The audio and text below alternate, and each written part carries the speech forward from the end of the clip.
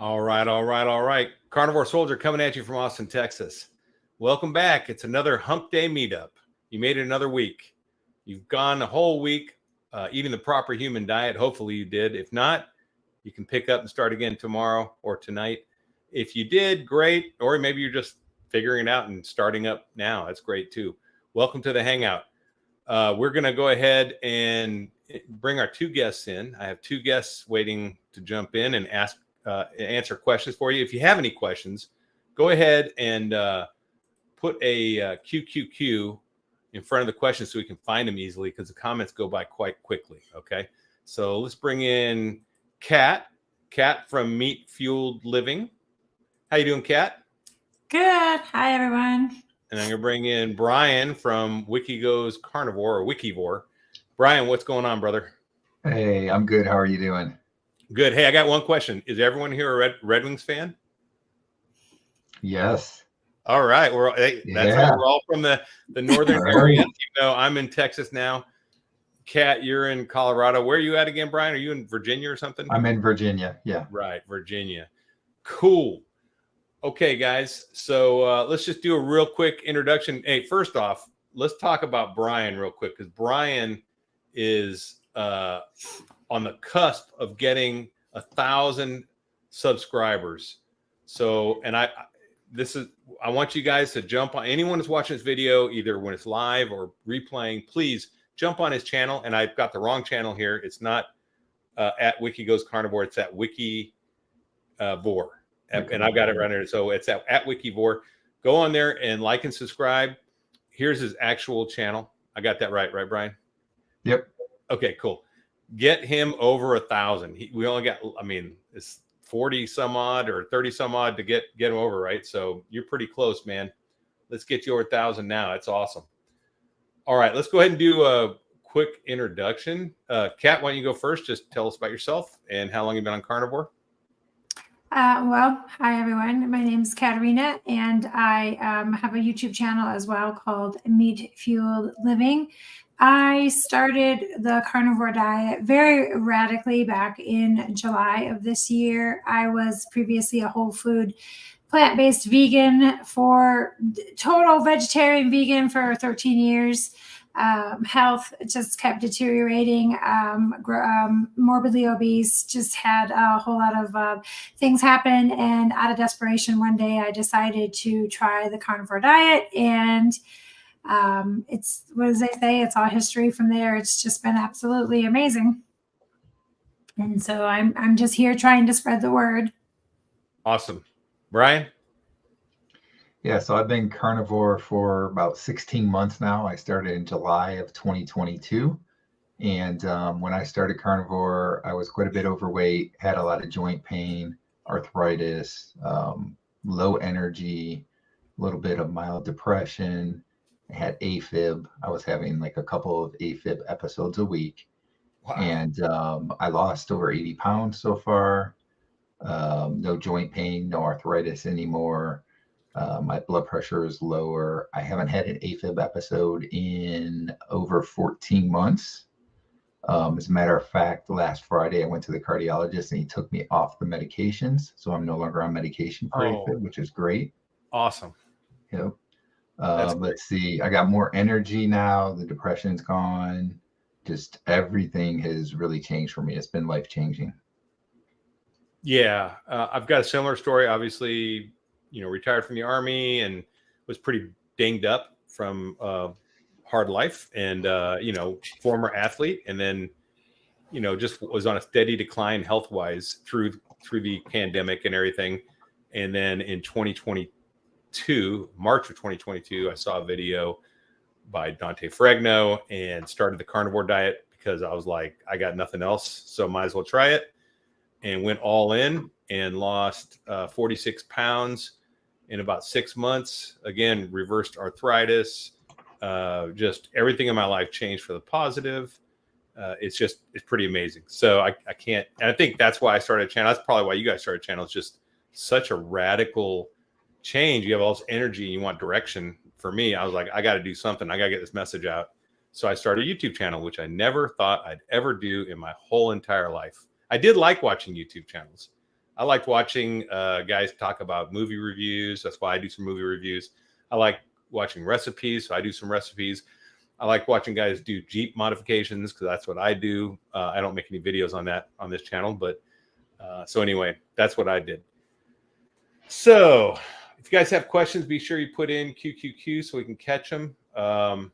Tonight, I figure we would talk a little bit about, I don't know if you guys saw it, but Dr. Chafee just put a video out on OMAD and fasting. Have either of you guys seen that yet? I have not, no. I haven't. It's a short video, but it's really, I love his stuff because it's all packed with information, very relevant, not a bunch of fluff, and it's just, this is what you need to know, right? When he does stuff.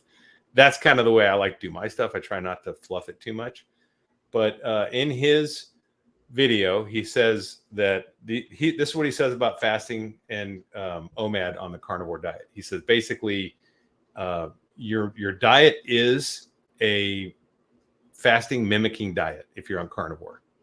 And because the whole benefit of fasting, if you're on a standard diet or even a keto diet, when you have carbohydrates in your diet, is you eat, your insulin level comes up, and then you fast for a certain amount of time, 18 to 24 hours, or whatever, and then it drops back down, and then you can reintroduce foods again, right?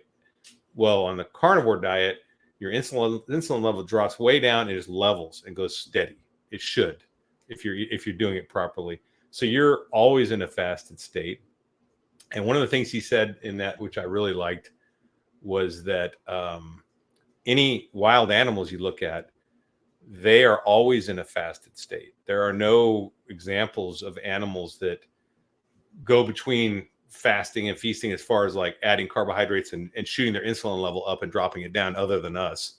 Even animals that are herbivores aren't that way because they have a gut designed for that, and they actually use the gut biome to break it down, and they're actually in a fasted state when they're eating that stuff, where we can't. So we get in this state where our insulin spikes up. So it's kind of interesting. So he gives like good biological reasons for that. And he says basically that you don't, I mean, it's not going to hurt you to fast, but you don't need to really engineer that and manually do it, because your body will naturally go there as your hunger signals change. What do you guys think about that? And what's your experience been? Kat, you can start with that. Well, initially, I never did go into intentionally fasting, and I still do not intentionally fast. As I hit about the probably 60-day mark, maybe closer to 70 days, I started not wanting to eat at all. I went through just never being hungry, and I sometimes barely made one meal a day, but now it just naturally happens that way. I don't eat if I'm not hungry, because the one thing about the carnivore diet is if you're sitting down and you think, oh, I'm hungry, but a steak doesn't sound amazing to you, or, going to get some pork chop or something, then you're not actually hungry, because most of the time you eat, it's the cravings for the sugar and the junk. So now I just barely, I guess I just eat once a day, and it's usually later in the day, and it just happened all on its own. So I don't have any issues with intentional fasting if people do that, or they like, that's what they want to do. But I think it just happens. I think eventually your body just does that on the carnivore diet anyways. Yeah. And let me ask you, because you were vegan, was that a natural progression when you were vegan as well? Did you notice you could fast easily or just not be hungry? No, as a vegan, you were eating all the time. No, and as a vegan, when I was putting on all of that weight and couldn't get it off, I tried fasting. Like I had this Zero app, and I was like meticulous. It was very hard. It's with the carnivore diet, it's not hard at all. It just happens, and it just seamlessly with no issue. But as a vegan, I struggled with that and never really could stay fasting for long. I tried, but I would always cave in after a day or two. Right. I don't have to try now. It just does it. Yeah. Okay. Brian, what's your experience with that? You've been, out of the three of us, I think you've been carnivore the longest. So what's your experience? Yeah. So I've done both OMAD and 2MAD within my dieting. I started out as too mad, right? And it was funny because I had gone from eating 3 or 4 times a day, and I was like, I don't even know if I can eat twice a day now, alone once Right. a day. So I started at too mad, and I did that pretty well. And I would say, I don't know, maybe 4 or 5 months in or so, I started doing a little bit of OMAD and felt really good with doing it. And then I kind of transitioned to more of whenever I was hungry, I would eat. So it wasn't necessarily OMAD or too mad. And that's kind of where I am now. Yeah. So some days there is just once a day, and other days it's twice a day. I do find that most of the time it's twice a day for me. Yeah. And I don't know, because I'm not really that active, so I'm not sure why it's twice a day. Maybe I'm just not getting as full as I should. I don't know. But yeah, even when it's twice a day, it's typically within like 5 or 6 hours of each other. So there's a long fasting period. Um, and even when you are eating, like you both said, you're not really you're not spiking your blood sugar levels or anything. So it's kind of like fasting all the time.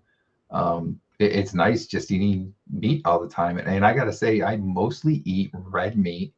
I'll eat eggs and bacon, but most of the time it's steak or burgers or whatever. Like today, I had a New York strip for lunch. And then a little bit before coming on this, I had a couple of ground beef burger patties. Yep. That's what I So had. I had 3 burger patties for lunch, and I had a ribeye for dinner. I mean, that's yeah, all I ate. So the other thing is, Dr. Chafee said that what happens is he's basically OMAD, but he's not mhm, specifically saying, "Oh, I'm OMAD, so I'm only going to eat this hourly period," because sometimes he eats multiple times a day. But he said that you just listen to your body, and you end up, if you just eat when you're hungry, then you'll do the right and eat the right foods. Then you don't have to worry about it. You don't have to worry about calorie counting. You don't have to worry about eating windows. You just eat when you're like yesterday. I ate like 5 times. I had 5 little meal things. I just ate all day. I don't know why. Well, because I'm lifting again. I started lifting again. So yesterday I lifted in the morning. I ate 5 times, and I was always hungry. So I was like, I'm just going to keep eating. But I was eating just meat, right? So I'm like, well, you can't go wrong. And then today I ate twice, and I lifted today, but I didn't eat as much. So I think you just have to learn how to listen to your body and eat a proper meal, and you'll be okay. And that's what his end result was. He's like, you don't need to help carnivore work. What you need to do is learn your hunger signals. And that's the hardest part. And I think that happens in the first 100 days, at least did for me. That's when I learned hunger signals and started realizing, okay, I'm really hungry and not just emotionally eating here. And I think that's what you kind of tipped in on, Kat, is the emotional eating, because you can see, okay, let's test this hunger signal. Let's do something like a chore, and then come back and see if I'm still hungry, or drink a glass of water and see if I'm still hungry. And if I'm not, then that was an emotional eating trigger. I think I have those still sometimes too. Hey, we got DC Learning to Live from Brisbane, Australia, Brizzy, all the way from down there. I don't know. It's very early there, I think, in the morning. I don't know, or maybe it's just early morning or mid morning there. Cool. We have a question. And how do we lower our ApoB and LDL on carnivore? Every other lab was excellent. We'll go ahead and answer this, but we're not doctors, don't give medical advice. But from what I understand, the LDL is not necessarily you want to lower it. You just want to have it tested to see what kind of LDL is it. Is it the fluffy, big fluffy LDL, or the not fluffy LDL? And so then it really depends on the quality of it, not the quantity, from what I understand.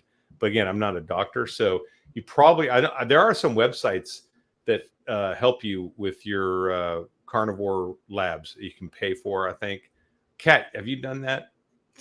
I haven't done it yet, but Own Your Labs is who I was going to go through, because they take the results and put it in for that. They're doing a study for carnivores or people carnivore. Sorry, the cat is trying to get up here. So that's who I was going to go through. And you get a discount through them. That's what Dave Saunier said. Dave Saunier did that. If you guys don't know Dave Saunier, he's a regular. I don't know if he's on tonight, but he's a regular, and he's been on the channel as a guest. And I've interviewed him for Mission Carnivore, a Navy vet, great guy. And he's much heavier on the blood stuff than I am. I don't really mess with the labs too much. I just kind of go with how my body feels. What about you, Brian? What do you think? Do you know anything about this? Yeah, so I've done some research, and like if you watch Dr. Ken Berry, he has a lot of videos about the LDL, and there's some people that are hypo responders and their LDL goes way up. Dr. Berry will tell you that there are some people that their LDL goes down, and some people that pretty much stays around where it is, and some people that goes way up. So I, with my primary care doctor, I have been having my LDL checked, well, the whole lipid panel thing, like every 6 months since I've been on carnivore, even before that. And for me, it hasn't changed a whole lot. It's gone up a slight bit, but not much at all. So I'm definitely not one of those hypo responders. So yeah, I'm not sure. I think part of it is that some people, it just goes up higher than it does on other people. So I don't know that there's a lot you can do for that. Right. But like you said, if it's the large particle fluffy stuff, that's a good thing. So I wouldn't really be too concerned about your LDL. I would worry more about HDL. Is that going up over 40 for sure? But if you can get it like over 50 or so. And triglycerides. And triglycerides going down. Yeah. If you can get those under 100 even, that's great, So those are the two numbers really to worry about in the lipid panel, more than the total cholesterol and the LDL. Yeah. And so the other thing is this, the standards that we see, that we compare everything to, is people on the standard American diet. Our diet is different, so we will have different levels. And there's actually I think is it the HDL Masterclass by Dr. Diamond and Dr. Baker? Did you guys watch that? That was really good. Okay, you guys need to watch that. It's such a good video. It's called the HDL Masterclass, and just Google it. And you should do this too, Jeffrey. It talks about cholesterol. These researchers have determined from lots of real scientific data, not epidemiological studies where they ask people what they ate, but real science, hard science, that there's no real upper level of cholesterol that's dangerous.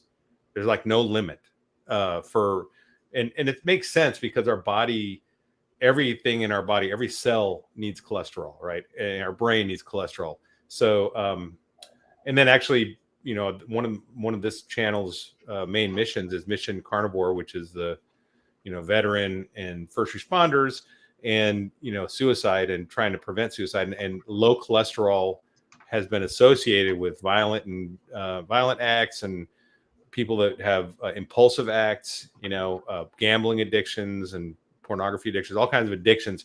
A lot of these things, if you think about it, every addiction out there is really plant-based or driven by plants, either low cholesterol or is driven by plants directly, opioids, caffeine, sugar, all plant-based. There's no meat-based addiction. I mean, I love me some ribeye, but I'm not addicted to it, right? I can eat burger and be fine. Okay, cool. Let's see if there's any others in here. Got a lot of people saying hi. How's it going? My weight loss life. Some people. Oh, let's see. Here we go. Dr. Chafee video clarified a lot about fasting and OMAD questions I've had. My fasting amounts to just not being as hungry as when meat fueled. Yeah. So it's not that, and that's the thing. I think actually, especially people starting out, there's a cat attacking cat. That's funny. So it's especially if people start this diet out. I think a lot of people think, well, I'm just going to hit it hard and I'm going to fast like the first 6 weeks or whatever. That's a bad idea. You really need to, in my opinion, I mean, you can do it, but in my opinion, I think you really need to just eat when hungry and eat till satiated and learn how to eat the right foods and let your body transition. So OMAD just kind of happens for me sometimes. Sometimes I eat one meal a day. Sometimes I forget to eat. And it's like, oh, it's bedtime. Oh, well, I'll just eat tomorrow, and I've done that too. Not very often, but it does happen. Come here. You guys ever forget to eat? I don't really forget to eat, no, but I was going to say, I completely agree with you about the whole thing with not starting like fasting early on. Yeah. Like you were talking about, like the first 100 days or so, you're still getting into the whole thing with the cravings and so forth, getting rid of the cravings. And if you go in fasting and you're still having sugar cravings, you're setting yourself up to want to cheat and fail. So 100%. get used to it first, get past those cravings, and you will naturally become OMAD or 2MAD in fasting just from getting past that. And you'll have great results. You don't have to try to speed this thing up. It is so rapid. If you just trust the process and jump in and just eat what you're supposed to eat and don't cheat, don't eat a bunch of cheese and a bunch of, really focus on just eating a clean diet. It'll just happen. And then you won't even miss the stuff you cut out after a while. Hey, we got a guy from Istanbul, man. That's awesome. That's my first Istanbul person on the live stream. You're the winner of being the first Istanbul. What do you call them? Istanbuli? I don't know. What do you call someone from Istanbul? I don't know. Are they Turkish? Is Istanbul? I don't know. It's the capital of Turkey, right? Yeah, so they're Turkish, right? So yeah. So he's Turkish. You're the first Turkish person I've had on my live stream. Thanks, man. Thanks awesome for joining us. Yeah, there you go, Turkish. Yeah. There's Dave. Dave Sagnier's on? Yeah, he is. Yep. Nice. Okay, I'm 2MAD naturally. I'm still low on iron. I rarely eat anything but beef. Not sure how to solve that. I wonder if it's not diet related. Is there a medication or something maybe that you're taking? Yeah, I don't know. So any ideas on low iron? You might want to check. Dr. Barry's probably got a video. If you do Dr. Barry Carnivore low iron or something, he could probably help you. I'm not sure what to do about that because I don't have that issue. And I guess we're not. I did as a female though, and this is TMI, so if you don't want to hear it. But prior to my hysterectomy, I was having so much, I'm sorry guys, bleeding and stuff that I was literally, my iron was so low and that I had used up all my ferritin stores that they said that I would likely or could likely have a heart attack from it. So I don't know if any of that, would be, pertinent in this situation. But if you're a carnivore, I would think that it's probably not your diet, but I'm not a doctor, but it might be something more medical on that side related. I also think that adding fat to your diet, maybe you're eating too lean of meat and you're not having enough fat, because fat, especially for women, I know helps upregulate hormones properly. Yeah. And maybe if you add fat, you'll get more iron out of the diet. I don't know for sure. I'm just saying it probably can't hurt. That's what that one lady, I've seen a video where she said eat a stick of butter a day. If perimenopause, I forgot how to say it. Anyway, women are going that word, yeah. Yeah, that word. So and then people in menopause, and she said that menopause should just be like something that just happens, like, oh, I had menopause, I'm not bleeding anymore. And it's like you don't have any of the hot flashes or any of that stuff if you do it through carnivore correctly, because your hormones are just completely regulated. You don't have the cortisol flashes, all this stuff. So that's amazing if it's true. I don't know, because I could never, I want to find out though, because if people on my channel are going through menopause or getting ready to go through menopause, might want to, if that's a real thing, they may want to implement that. Have you guys heard about that before? Heard about it helping alleviate the symptoms of menopause? Yes, I have. I've heard of it. I am perimenopausal, so I am not in the thick of it yet, but I'm hoping that it won't be as bad. I'll be able to tell you myself. Yeah, that's what I'm saying. This is good because we can get you. This is our little scientific study. This is our N=1. We have someone that's getting ready to go through it, and she's going to be on a high-fat diet. We'll be able to see how it works out. That's great. Let's see, 4 a.m. right now in Turkey. That's awesome, man. I agree with that, though. I do think that, well, naturally I sleep less anyways. In fact, throwback to the military, I'm always up very, very early, but I would be up early and tired. Yeah. Now I get up early and I'm just like, yep, here I'm ready to go. I mean, can you imagine like being back in the Army now and like waking up and just going like, all right, let's go. I'd be like the people that's annoying in the office, like, shut up. I used to have my coffee. Like, I need more coffee. Don't be cheerful around me. I don't want someone cheerful around me right now. Yes. Yeah, I know. It's crazy. But I wake up cheerful and very chatty. I just like, I got to say a lot. I have just a lot of energy. There you go. Someone else agrees with you. Beth says, I recommend you follow that issue up with the doctor. I agree too. Just like Kat said, the reason your iron is low may not be diet related and indicate another problem. True that too. I would, I'm the kind of guy that do it all. So I'd be like, all right, I'm going to increase my fat diet and I'm going to the doctors, just to dial my diet in, because you are supposed to be getting like 70% of your calories from fat. And if you're eating the wrong cuts of meat, that's pretty hard to do. So you got to make sure you're getting enough fat. Ground beef and eggs are supreme.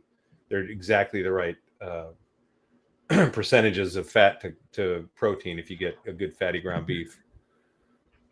LDL. Oh, here. Okay. DC Learn and Live knows his blood stuff. This guy survived stage 4 cancer twice, went through all the chemos, and now has controlled his cancer levels in his blood. He's like in remission now. So he knows a lot about blood. LDL guidelines are also set by the medical establishment on BMI standard. Low LDL studies prove that low LDL causes depression also. Okay, that's interesting. Yeah, there's some other stuff on LDL too that's bad. I forget what it was though, but I think it was Dr. Kiltz was talking about it. Oh, speaking of that, Dr. Kiltz is going to be interviewed by me on December 5th. So I'll have that video up the probably first or second week of December. And we'll be talking about mental health and plant addictions and all these. He's a great resource, just super smart, super sharp, and super high energy. So if you like Dr. Kiltz, check it out. If you've never heard of Dr. Kiltz, check it out. All right. Let's see where else we got. We got a cholesterol thing, and cholesterol has never been proven linked to heart disease or anything negative. That's true. That's just a fact. That was Ansel Keys that came up with that, I believe, right? With saturated fats and cholesterol being bad for you. Yeah, I think. We got a question here. What is your favorite carnivore recipe? Start with you, Kat, because you're probably a better cook than I am. Not when it comes to meat, I'm not. We've had this conversation before. Yeah. I can destroy a pork chop in zero, but no. Right now, my favorite thing is not pork. I can't cook it. I ruin it. Picanha? Is that how you say it? Yeah, picanha. It is. It's like I consider it a cross between maybe I don't know, because wasn't ever a meat eater, but maybe like a prime rib and a roast or something. I don't know, but it's really good. I really like it a lot. That's my favorite thing lately. And of course, pork belly. That's the pork that I can do well. I love pork belly. I just ate it today right before we came on here.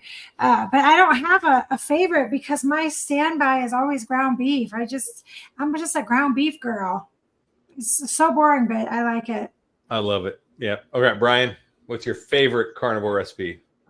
So I guess when we're saying recipe, it would be too bland to just say steak, right? No, that's my favorite, but I don't really do anything to it. I just put some salt on it and cook it up. So, and it's amazing. Yeah. If I have to say like something that I really actually take some time to cook, I'm going to say this carnivore chili that I've made a few times. It's pretty good. It's got ground beef, it's got bacon, it's got stew meat in it. I know I'm forgetting some things, but it's really good. And that's probably, now that it's the time of year it is, that's a good thing to eat, on cooler days, even though it's been a little bit warmer lately. So that's a good thing. Otherwise, I'd be very basic and I'd be like, yeah, steak or something. I don't know, but I don't really do much to it, so it's not really a recipe. So your carnivore chili is just basically what we call chili in Texas. No beans, just meat. And I make mine with a lot of times I'll put venison in there. I have venison sausage, which is basically made at a processing place that a meat processor where you bring your deer in and they grind it in with pig fat, and it's not a bunch of sugars or anything added in there, so it's good. So I put in venison sausage, stew meat, and then ground beef or ground venison, and throw it all in there and make a nice chili. I do that too occasionally, and I make a big batch and I freeze most of it and just break out one when I want it for a week, and I eat it throughout the week, which is nice. I have some in the fridge right now, which I'll probably hit in tomorrow. And my favorite recipe would be the ribeye, but mine is the smoked reverse seared ribeye, where I take a ribeye that's not frozen, I put it in my smoker for 20 minutes and raise the core temperature to the temperature I want my steak to be at, which is about 105 degrees. And then I pull it out and I have tallow in a pan and I sear each side for a minute and on the ends for 30 seconds and just get nice. And you get that smoke flavor. And what happens is when you put it in a smoker, it takes all the moisture out of the exterior of the steak. It dries it out. So when you throw it in that flash pan, and you can do this in an oven. So you don't have a smoker, you can just do the same thing in an oven. You just put it on a rack and sit it there at about 225 degrees until you get the temperature of what you want. So when I get the steak, it's like 115, 120 degrees, medium rare, perfect. And it tastes, that smoke taste is amazing. So that is a recipe, I think. But ribeye for sure. Yeah, 100%. All right. Dave Saulnier's back. He traveled and he said he was saved by McDonald's patties, 4 patties for $6.50 US dollars. Very easy meal. I agree. I've done that. Kat, you just did a lot of traveling. What did you do? Well, I packed all of my food. I just made bacon, beef jerky. I made beef jerky out of the strips of meat, and then I even made some out of ground meat, which I didn't know you could do, but that was an interesting thing. And I just filled my little cooler in my car with snacks. We did stop because I have 2 teenage boys that eat everything under the sun, but not what I eat. And so I did stop for that. But gas stations, the only thing we got there was coffee. And I just didn't. If I was going to stop, I would have picked Wendy's over McDonald's. I do both of them, but I like Wendy's patties better. But McDonald's is good in a pinch. It was only a 15-hour drive, and then I just had my snacks. And again, I only eat once a day, so by the time I was hungry, we were already getting close to being here anyways. So, but yeah, McDonald's patties are good. They're in a pinch anyways. I wouldn't say good. I guess good's not the word I would use, but they work in a pinch. They're filling and they don't taste terrible. Yeah, and cheap. They don't taste terrible. I mean, they will, as we used to say in the Army, they'll make a turd. I know Whataburger in Texas, although I don't know, their patties are really good, and they'll give them to you just the patties with salt too. And my understanding is one of the sizes is a whole, just 100% beef, and not like the littler ones. I think are the ones that they mix. But you can do Whataburger, I guess. That's for you, Larry, because there's no Whataburger here now. I know we have Whataburger. Let's see, Barris from our Turkish friend consumes mainly sheep yogurt and goat meat. I also have watermelon, white part only. Oh, the rind. Yeah. Rind. That's supposed to be an aphrodisiac or something, isn't it? It's supposed to be like, I heard that anyway. I don't know. I don't know. Well, good for you, man. I know we were talking about sheep milk or sheep milk, basically. And goat meat, yeah, because I just bought some. And the milk actually has more MCT or mid-chain triglyceride fats in it than regular cow's milk does. So that's really good for you. All right. How about you, Brian? Do you travel much? And when you do, what do you go to? What's your go-to when you're traveling? I actually like to stay at like an Airbnb or something like that and go to the grocery store and buy steaks and burgers and eat that when I'm out. In terms of like I've recently, a few weeks ago, I went to Myrtle Beach, and it's like, I don't know, 6, 7, 8 hour drive, something like that. So I don't really have to eat during the drive necessarily, unless that's maybe the one meal I'm going to eat or something. But so it's mostly just, whatever I get and that we can cook in the Airbnb or whatever. So that's what I tend to do. But if I have to stop at like a fast food, I'll do like McDonald's or something like that. Definitely probably McDonald's or like, you said Wendy's. Try and stay away from like the chicken places, because a lot of times they'll have like, vegetable oils or whatever, seed oils mixed in there. So I would try and stay away from that. But places that are more like a burger fast food place, they're probably better. It's not just the seed oils for the chicken either. It's the chickens themselves, because they've been genetically modified so often. There's a video I have. I don't know if you saw it, but it talks about, it's a mini documentary from forget the name of the channel. DC Learning to Live turned me on to this channel when he shared a documentary on it.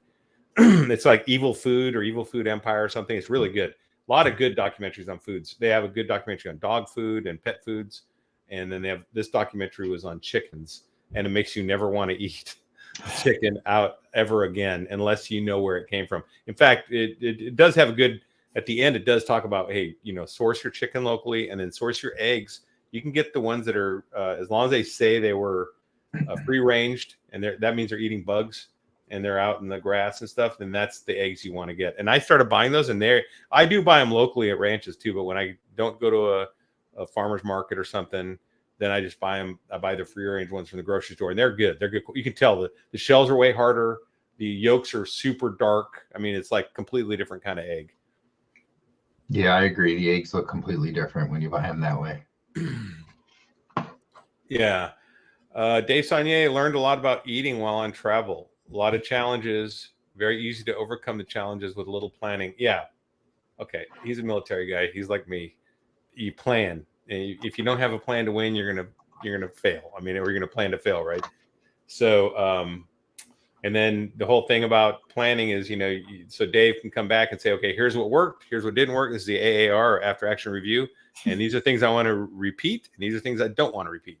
And you make just a little self-assessment in your head. It only takes 5 minutes, and you can make sure your next trip's better. That's same with going into the holidays, right? Because we're going to be running into the holidays with, cookies and cakes and pies and all this stuff.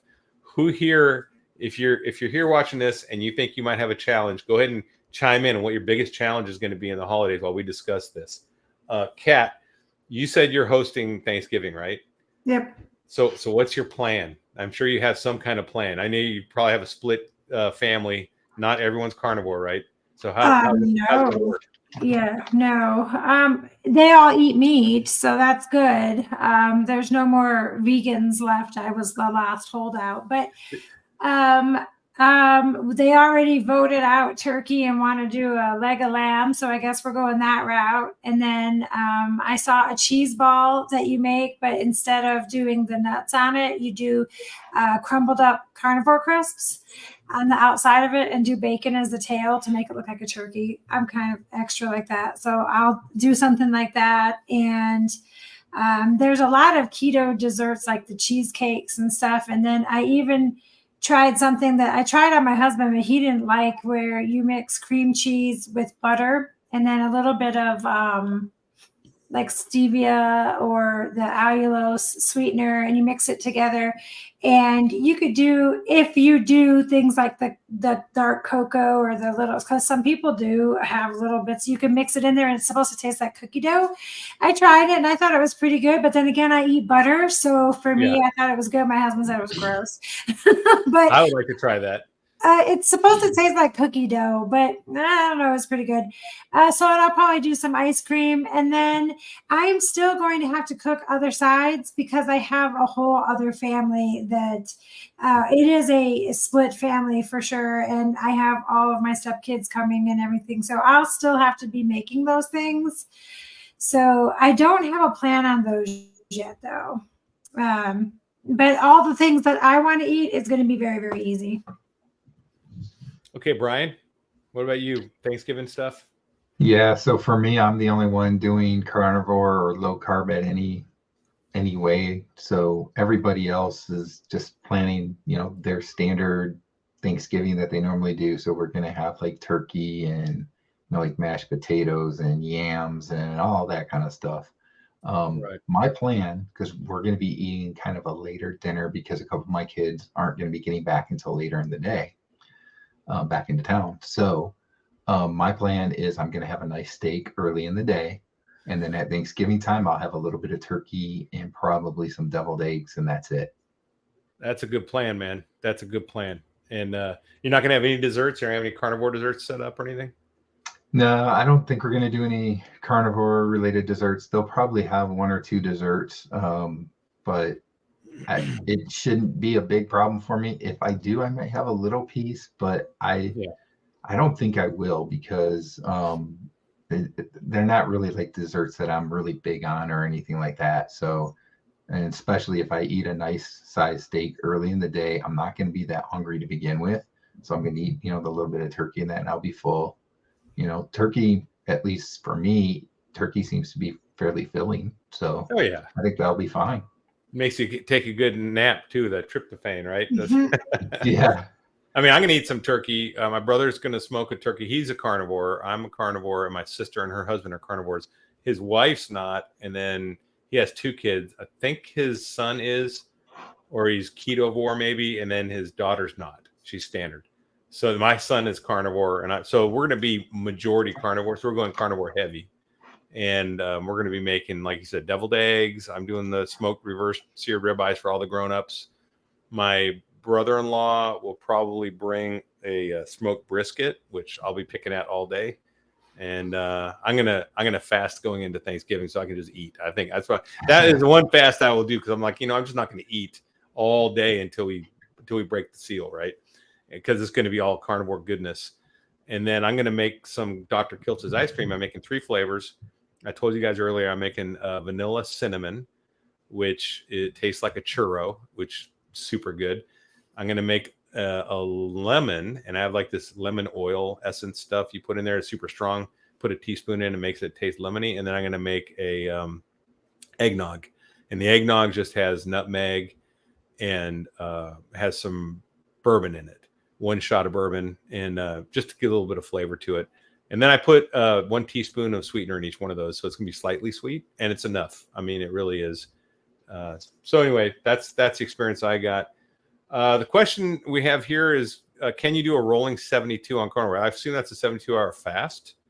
I don't see any problem with that. You can, we've talked about this earlier. If you're just starting out, probably not a good idea. Probably good to start out just eating when you're hungry and learning your hunger signals. And after you made it 100 days or so, or 90 to 100 days, then you can start experimenting with fasting, I think. But it wouldn't hurt you. I mean, it just maybe it was, make it hard, because if you're starting out and you may have a tendency to binge afterwards. And I think Brian led into that a little bit. I know I would, because I just know my body. But N=1, you got to do your own experiment. So it's your body. Have at it. You won't hurt yourself. Let's see. Okay, that's a B12 for the low iron. And there you go. I know that if you eat fats, your body generates a lot of these vitamins like B12 and such. So, I mean, maybe you're just eating too lean to meat. Back to the question from earlier, one of our viewers said she had low iron.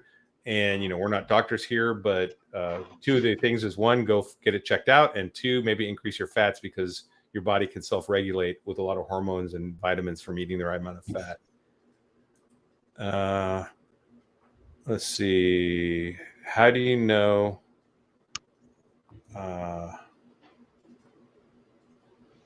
Normally tested, and let's see. I don't know. Iron is not normally tested unless.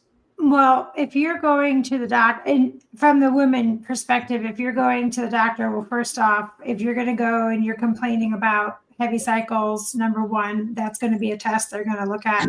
Also, some of the symptoms, just heart palpitations, or it feels that way, exhaustion. And I don't mean I've just had a long day exhaustion. It's exhaustion, just bruising, and just there's a lot of symptoms that if you are going to the doctor and you're telling them that you have this, they should be thinking, we need to test for iron. A lot of times it happens for women, though, because we're going in and we're saying, hey, I'm having these horrible cycles, or, all of these things. And that's one of the things that they test for at that point. But it's not, I wouldn't think, a standard regular, we're just going to go test. And ferritin is another one as well. That's not on a regular panel. That's something they have to specifically look at. And in my case, I had been having these issues for so many years that they wanted to see, because ferritin is basically the stores of your iron.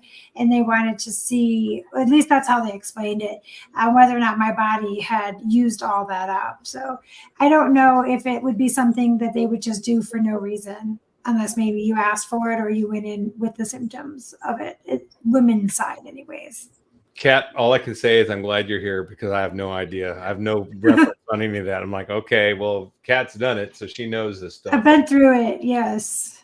And I ended up having a hysterectomy because I had something called adenomyosis, which is different. It's the stepsister of endometriosis. It's another horrible, miserable thing. And so I've been through all of that, unfortunately. Do you wonder if you had found carnivore 10 years ago, you wouldn't have ever had that? Yep. I wonder it a lot. I know a lot of people do. I mean, I hear people that, had their gallbladder taken out or whatever, and they're like, I probably wouldn't have had that. That's what I tell my husband all the time. He lost his gallbladder, and I'm like, man, if we could just found, and I say that about my mom and stuff too. If we had found this sooner. I know my mom passed from Alzheimer's, and I was like, if I knew this 20 years ago, we could have done something. I think it's a tool in the tool bag. Instead of my little boy has epilepsy, and my other child has autism, and this type of diet is actually very good for them. And I think, gosh, if I could have got my son Nathan on it, he's got the autism, and this little one here, he doesn't want to eat it. But if I wonder, because they say that it's actually very good for those conditions. But yeah, have you seen that documentary? I think, is it called The Perfect Human Diet? I can't remember which one it was. One of the documentaries, they have a kid that actually is autistic, and in 6 weeks you see the change. And the kid at first is throwing fits, won't eat the food, and they're like, "This is it." And the doctor's like, "Your daughter will get hungry and she will eat it." And she finally started eating, and she started devouring the food. It's like her body's telling her, "You need this." And then she said her first words. She was so autistic she couldn't talk. And she said her first word, started saying things. It's pretty amazing. So I think that's pretty awesome. And I think there's a lot of hope there that, not that it's going to cure it, but that they can have a better standard of life, and better quality of life. Let's see. Ferritin and low iron. Well, if your iron keeps going low and low and low, and eventually it'll start using up that ferritin. So again, I'd probably still go back to that doctor and find out what's going on there. Yes, picanha.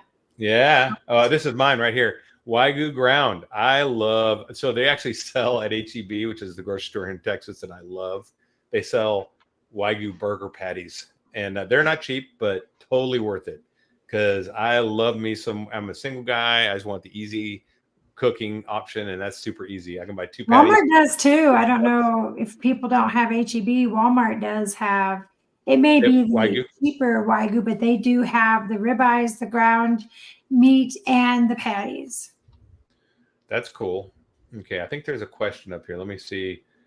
What about you, Brian? Have you ever tried Wagyu? I have not yet. Hope. That's good.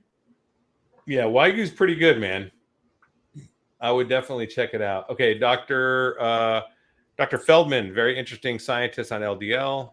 Worth checking out. I've seen some of his videos. Yeah, that guy is legit. Check that out. Okay, Nurse Kim, almost nothing but ribeye for 2 months and gained 9 pounds back. So hopefully the 9 pounds you gain back are going to be bone density and muscle more than fat. And that's the thing with me. I mean, I'm like right now at 234 pounds, which I think last time I was at was like 1992. So, and I'm getting lean, I'm starting to cut the fat off by lifting again. So, and I might gain a little weight when I put muscle on, but that's fine. Okay. Let's see. Here's a Carnivore Chris. Good and easy recipe. Boneless chicken thighs, smash up bag of pork rinds, soak chicken leg and egg, and cover with pork breading. Cook in air fryer 17 to 20 minutes. That's a good one. I do like for my son, and when he has friends over, I do chicken fingers.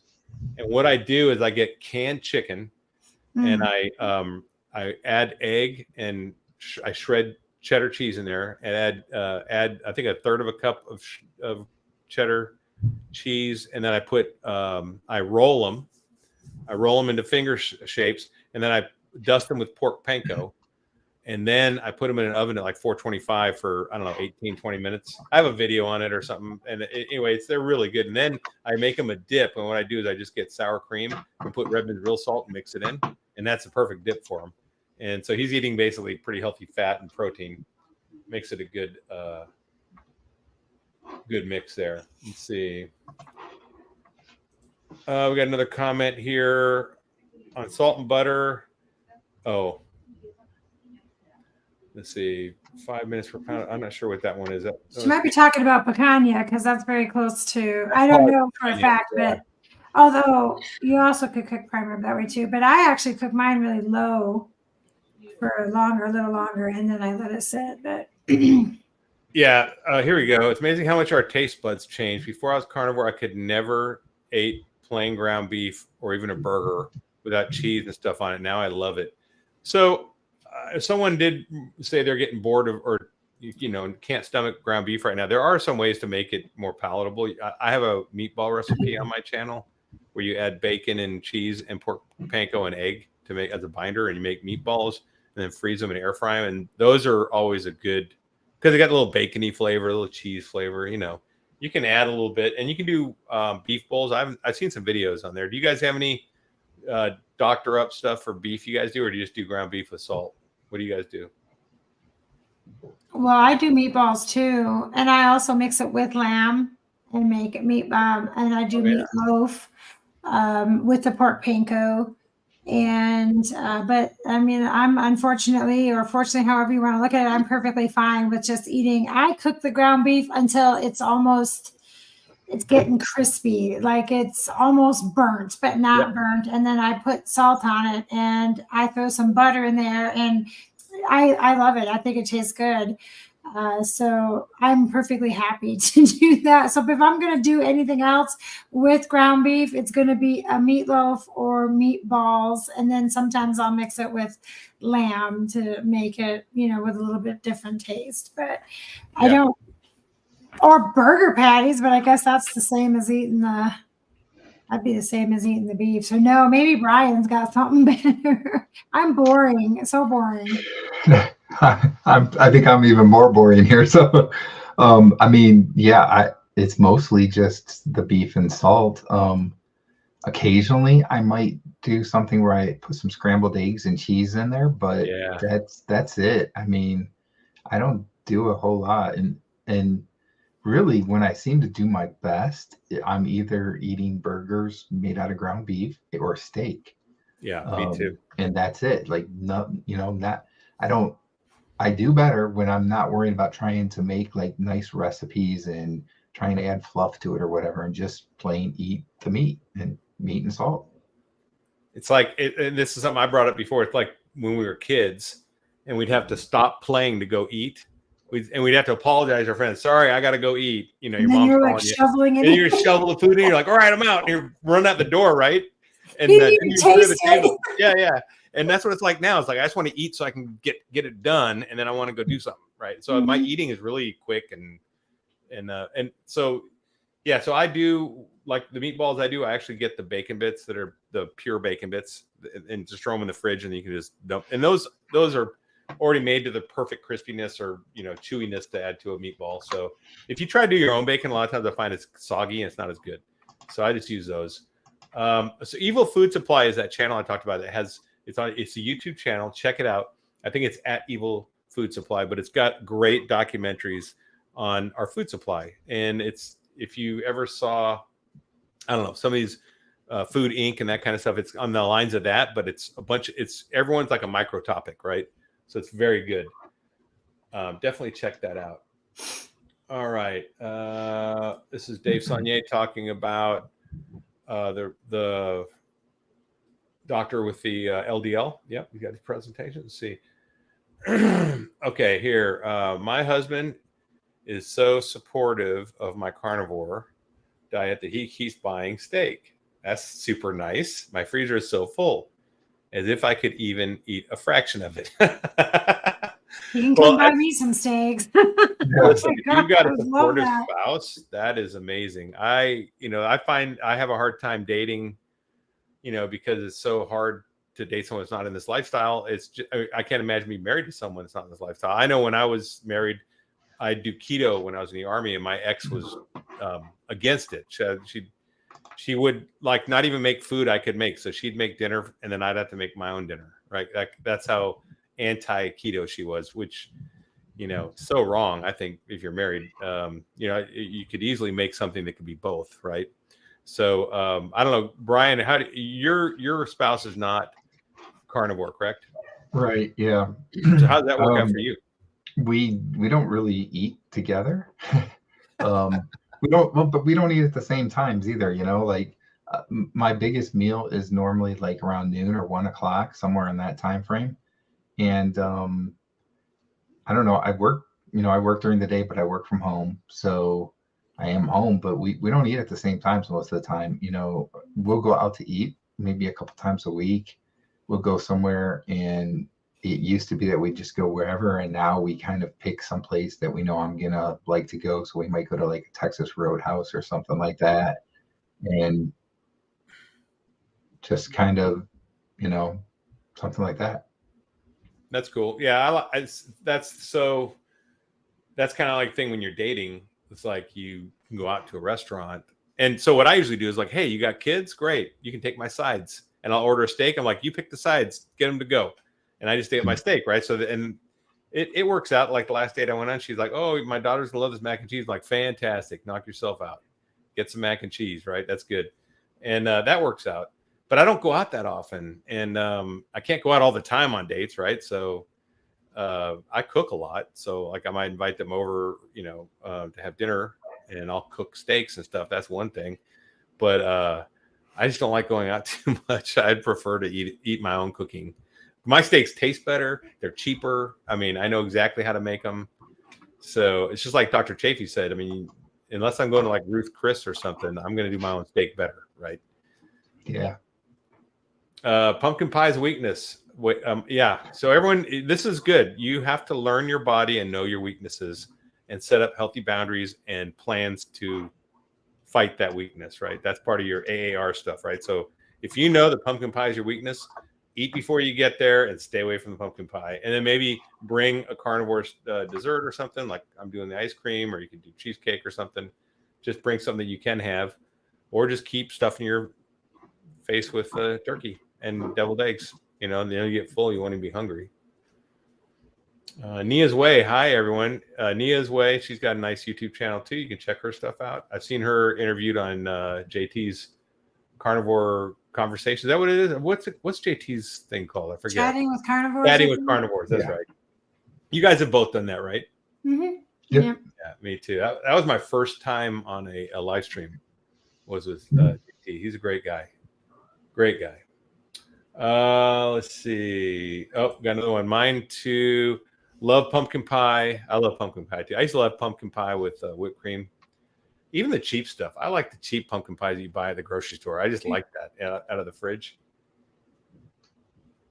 Okay. Nurse Kim.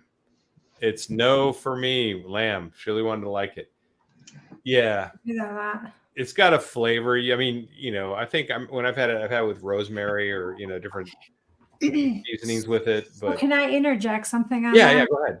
So most of the lamb that you buy is imported from New Zealand or Australia, and it has more of a gamey taste to it. There is, and I'm not sponsored, nothing like this, but there's a place called Billy Doe Meats, Billy Doe, like DOE.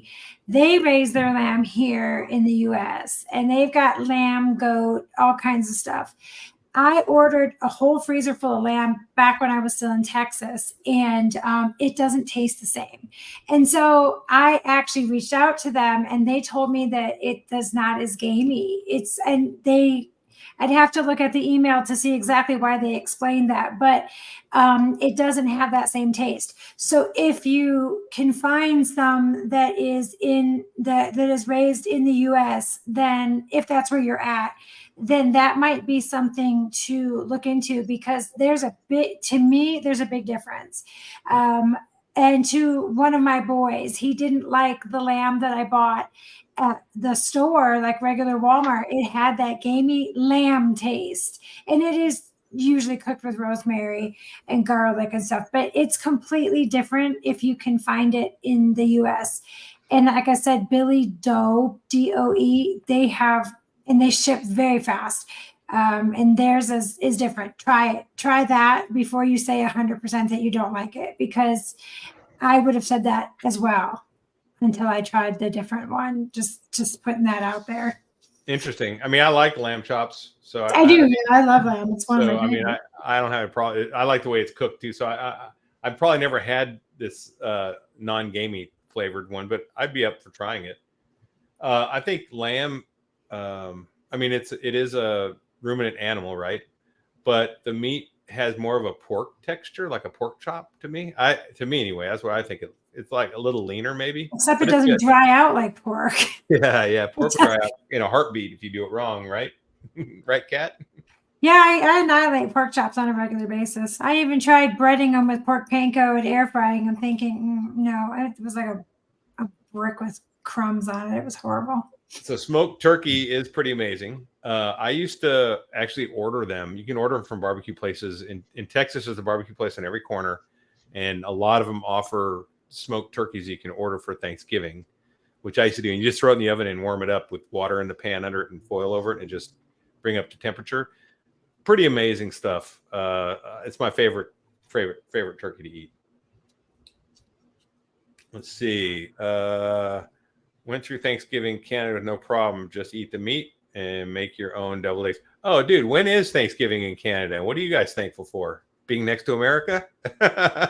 I mean, I don't know. I'm just curious. I think they had Thanksgiving already, didn't they? I think it was in October or something.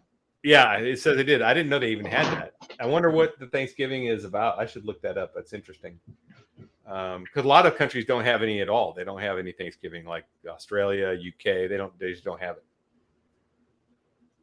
Dave Saunier likes Nia's Ways channel. I like her channel too. She does a lot of cool yoga, stretching, and introspection kind of stuff, along with her carnivore stuff. It's good. It's a good channel. Let's see, ground lamb. Never had that. I would be up to try it though. You know, for a variety, that probably wouldn't be bad. Let's see. Ribeye roast and deviled eggs are great suggestions. Yes, deviled eggs. There's a great. What's that lady's? She does the protein sparing bread.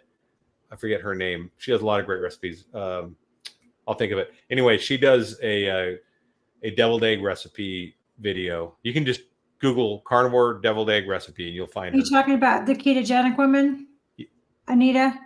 No. Because she does one too. Oh, does she? No, it's a different one. But anyway, yeah. Okay, we got another question here. Have any of you guys actually been doing greater than 24-hour fasts? I find that being carnivore and in a keto state 24/7 pretty much gets the benefit. Yeah, that's exactly what Dr. Chafee was saying. If you're on a carnivore diet, you're in a fasting mimicking diet. So your body, your blood serum, your insulin is all acting like you're fasting. So doing a fast, now that one thing that fasting can do and can help, from what I understand, is if you have excess flabby skin, you know, because you've lost a lot of weight, that it can help basically eat that up and replace with, not for everyone, but for a lot of people, it helps with the tightening your skin up where you've lost weight. So again, you don't do this the first 6 weeks you're into it probably, but a lot of people do fasting for religious reasons too, which is totally fine. It's not unhealthy to fast at all.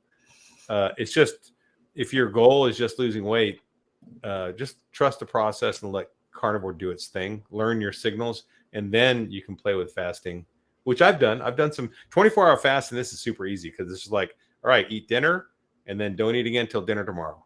There you go. It's 24 hours. That's pretty easy because you sleep through most of it. And the next day, you can just get busy and work all day and then eat dinner at the same time. So if the last thing you ate was 7 p.m., you know, it's super easy. And then if you even want to go 36 hours, just sleep one more night and then wake up and eat in the morning. You got a 36-hour fast, super easy, not even hard, especially in this diet because sometimes you're just not hungry. So it just happens. Let's see. What do you guys think about that? What she's asking. Have either one of you done more than a 24-hour fast ever? Now, the longest I've done has been like 26, 27 hours just because that's when I got hungry again. So, I just eat when I get hungry, and it's not really an extended fast because of that. So, Okay, Dr. Bright, that's the one that was talking about. She's the one that talks about eating the stick of butter a day, I think, if I'm correct. Because I've seen that video about women going through menopause, and she's really good. She's got a lot of good stuff on her channel. That's the one I'm thinking. She has like short blonde hair. She's in her 60s. Looks great. Super energetic. Let's see. Nurse Kim. My dad died of ALS, and I really wish I could have told him about it. Yeah. I mean, we see all these diseases, Alzheimer's and what's the one where the hands tremor and stuff? I forget. Michael J. Fox has it, I think. There's a lot of neurological diseases that seem to be helped through this diet, if not reversed. I just watched a video with Dr. Chafee interviewing a guy who's reversed Alzheimer's from some people completely, like by switching to a carnivore diet. And then they switch back off and get on these statins. And some statins actually cause Alzheimer's too. Because these people are in a nursing home and he's running nursing homes, he can have complete control over their diet as long as the family agrees. So he can really do the real hard science, right? And add or remove things like medicines and food and they can't cheat because they're eating what they're given, right? And I don't know if you guys saw that video, but it's fantastic. They actually reversed Alzheimer's in several patients and helped Alzheimer's in a lot of patients, where people would come in and didn't know anyone's name, including their family. And then after, months in there, they know all their family names and they know all the staff's names, which is crazy, right? That's huge because I know when my mom died, it was pretty terrible. I don't know if you guys know anyone that's had Alzheimer's, but it's an awful, awful disease. ALS is no great disease either. That's a tough way to go. So yeah, Nurse Kim, I think we all think about that. Like if we'd known earlier, who could we have introduced it to or saved? But that being said, I've told my dad about it, and he wants nothing to do with it, And I know it would help him. How about you guys? Have you told family members that? Well, I know Brian, your wife, and everything, but have you told other family members that, they've actually seen the results and they still don't do it or are not interested? Brian, you can start on this one. Yeah, I have I know somebody that has autoimmune disease and in the family, and they've seen the progress I've had, and I've talked to them, but they just don't want to do it. Matter of fact, one point their comment to me was that they're at the age that they just don't care anymore. They just want to eat the food that they like, and they don't think they're going to like eating carnivore. So that unfortunately, it's unfortunate, but that, I don't think they're that old either. So yeah. They have, other than the autoimmune disease, they have other issues too that, could be fixed with it, but they don't want to look at it. So, well, my dad, like I got him to, he wouldn't even watch the videos I sent him until after I left. Right. And then he watched, I showed him the one with Dr. Kenobi about seed oils and, the 4 horsemen of the dietary apocalypse, right? You got seed oils, sugar, refined grains, and trans fats. And he finally watched it when I was driving home. He texted me, he goes, "That was pretty good." He goes, "That guy makes a good argument." I'm like, "Yeah." And he goes, "But I'm still going to eat what I want. I'm still going to eat mayonnaise stuff." I'm like, "Well, Dad, at least now it's informed consent because now you're poisoning yourself. So that's fine. I'm good with that. As long as up till today, it was not informed consent. You were being experimented on. And, good for you, Dad. At least you know. What about you, Kat? Do you have anyone that you've shared it with in your family that would be benefit? Well, anyone pretty much would benefit from it, but it has nothing to do with it. Anybody that I've talked to about it hasn't really been interested. I did kind of try to get my husband to do it when we were in the same household. We are in separate households now, and he does to an extent, but then he really likes his carbs and his sweets, so he would just go to work and eat it at work. So no. Yeah. That's what addicts do, right? I mean, I'm an addict. I mean, I think we all here are addicts, right? We're addicted to sugars and carbs, and addiction is pretty powerful, and people can justify it any way they want. My dad is. I mean, that's it's just the way it is. Yeah, The Magic Pill was that movie. So that's one, Kat, you need to check out if you haven't watched it. It's free. I actually have a link on I have a review of that movie. So go to movie reviews, find that magic link, and Magic Pill. You can watch it free on your TV on Tubi or YouTube. And it's a really good documentary. And that girl that has autism is just amazing. The change in her. So it's so obvious. Let's see. All right, we've been a little over an hour. Let's go through and see if we get more questions. Then we can wrap it up here. Let's see. Carnivore Soldier. I saw you're in Austin. That's right. Every time I open video, it's all right, all right, all right. Carnivore Soldier coming out of Austin. I'm actually north of Austin by an hour. I'm in Gerald. You're in Dallas. Cool. The deals here are amazing. I find so much at Tom Thumb on sale. We don't have Tom Thumb down here. I know you guys don't have HEB in Dallas. I think they're starting to open up north, though, from what I understand. But don't know about Tom Thumb. Haven't been there, but that's good.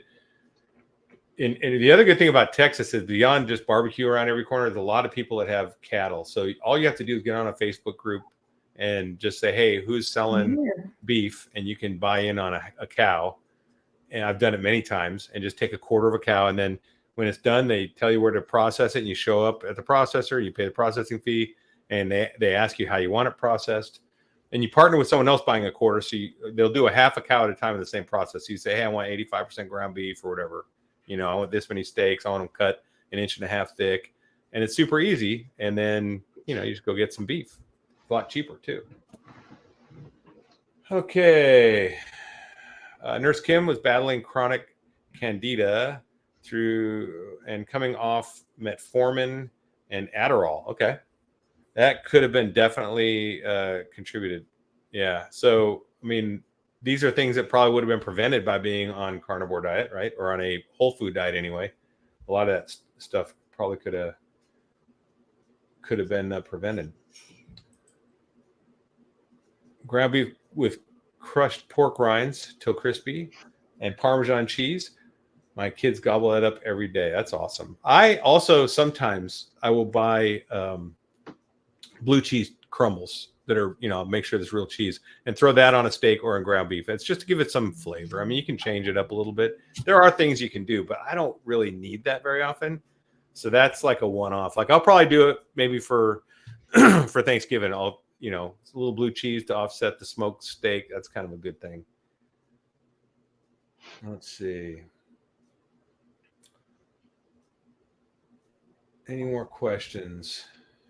There's a couple of questions that came in towards the bottom. Okay, I'm going down. I'm going to grab them. Let's see. What time frame? 9:15, so 8:15 your time. Okay, 8:50. Oh, I found one. 68 days. Is this one you're looking at? Yep. Yeah, there's one right after it as well. Yep. Okay, good. 68 days carnivore, and the only problem I have is liquid stools. Okay. I don't eat a lot of fat, but I drink more diet sodas than when I was on keto. Yeah, I would cut out diet sodas for sure.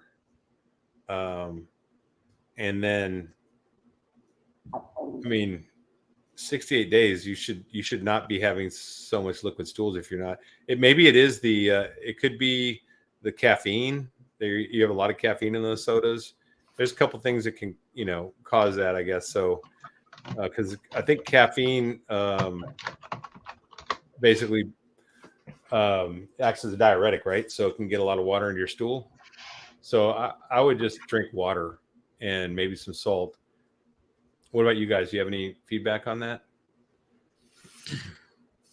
Well, when I first started out, I had a really bad diarrhea. But mine was a combination of too much magnesium with the electrolytes when I was first doing them. Also switching from a vegan to a carnivore diet. And then, of course, I needed to get my fat ratio. Well, because it would go one way or the other. But I struggled with it in the very beginning, but I don't drink soda. So I don't know, maybe it is that. But I drink a lot of coffee, and that's caffeine. And it is a diuretic. And I still drink a lot of coffee, and I don't have the loose stools anymore. So I don't know on that one. Everyone's body is different. Soda. It could be the soda. And also if you're doing dairy, try cutting dairy out. I mean, go to as clean of the diet as you can and then see what happens and then reintroduce things. I mean, that's always the right answer. Always the right answer. If you're trying to dial something in your body, the cleanest you can go is Lion, basically. You just go to Lion for a couple of weeks. If you've done 68 days, it's not a hard thing to switch to Lion for a few weeks. Just say, hey, I'm going to do 2 weeks of Lion and see what happens. And then it's just water, salt, and beef or whatever, or ruminant animal. And then we'll start adding things in and see what happens. What do you think, Brian? Yeah, I think it could definitely be the diet soda.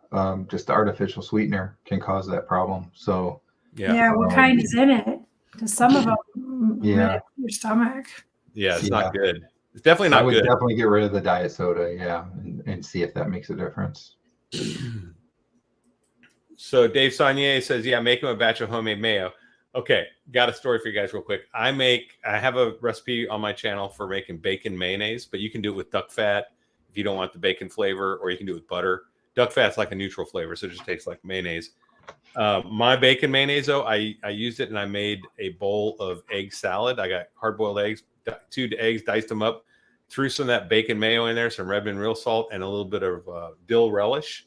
I did throw some dill relish and whipped it up. Man, that was so good. A smoky bacon egg salad.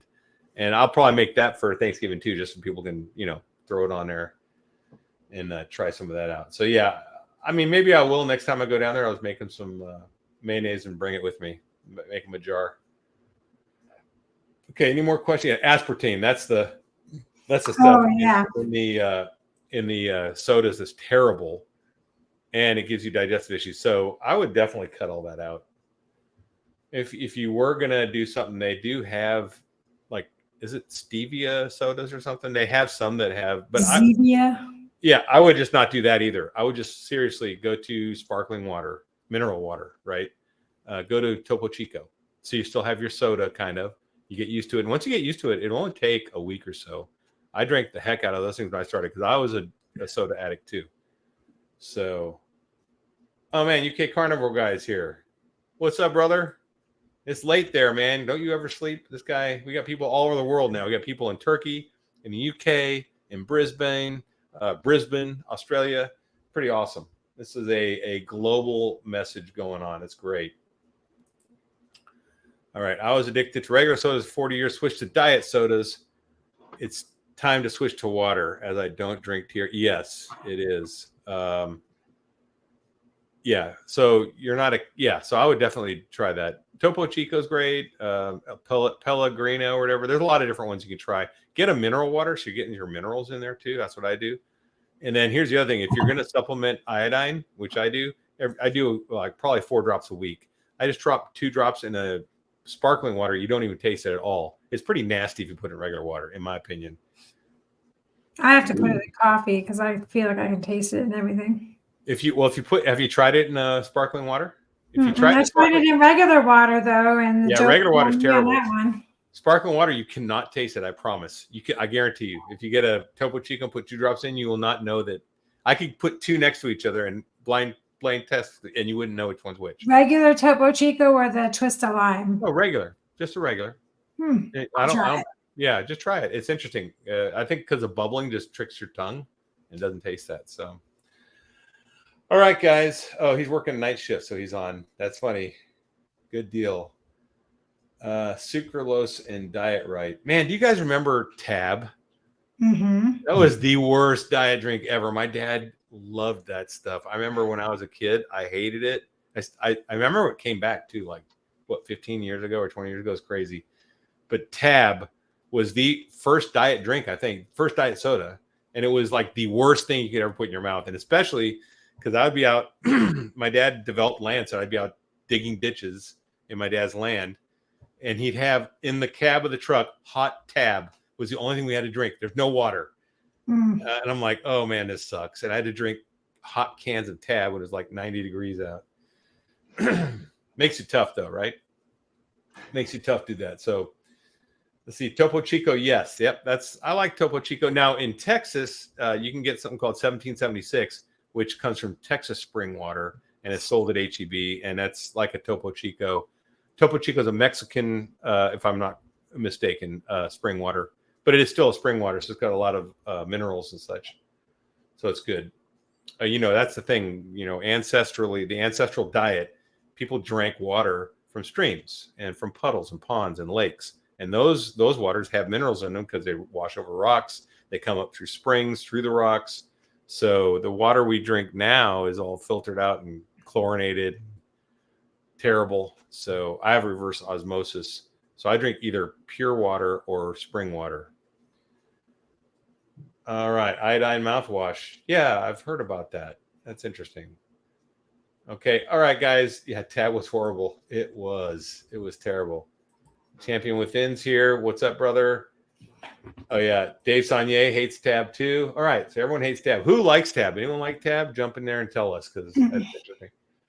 Sucralose also causes insulin spike. Well, actually, yeah, not just sucralose. Yeah, so any of the artificial sweeteners can cause an insulin spike. So that's another thing. It can drive your, if nothing else, it can drive your cravings too. I know when I was still eating sweetened things or drinking sweetened drinks, I would have 6:00 p.m. cravings that were just pretty insane. All right, guys. Well, I think I'm going to call it. I'm going to drop you guys out. You stick around for a minute. We'll talk afterwards. But we've been on for an hour and 20 minutes. Thanks for your time. I respect you. And thank you again for joining us for Hump Day Meetup. Guys, well, real quick, what do you guys have planned for your channel this week? Anything? I know, Kat, you just moved, so probably not. But, Kat, we'll start off. Do you have anything planned in your channel specifically this week? Well, I had to take a trip to Costco and restock my freezer. So I actually do need to record a video, or I'm going to record a video. I have part of it already done of just kind of what I did to restock my kitchen in a move and get my freezer full and meal prep, that kind of stuff. And that's the one that I will work on right now because it's a little overwhelming what I got going on here right now. So. Right. Unpacking. I hate moving. I hate unpacking. It's horrible, yeah. What about you, Brian? What's going on this week? Anything planned? Yeah, I've got some live streams. I got a live stream tomorrow with Greg from My Weight Loss Life, 8 p.m. Eastern time. We're doing the low carb football party that we do on Thursday nights. So I'll be doing that. And on Sunday afternoon at noon Eastern, I have a live stream with Dr. Tony Hampton. Cool. So a couple lives coming up, and then I'm working on a video as well. Something a little bit different where I talk a lot about my success on carnivore and stuff, but people probably don't really know me a lot. So in this video, I'm just going to kind of talk about myself a little bit and let people get to know me a little better. Cool. Good deal, man. All right, guys, I'm going to drop you guys off and say goodbye, and then stick around. We'll talk for a few minutes.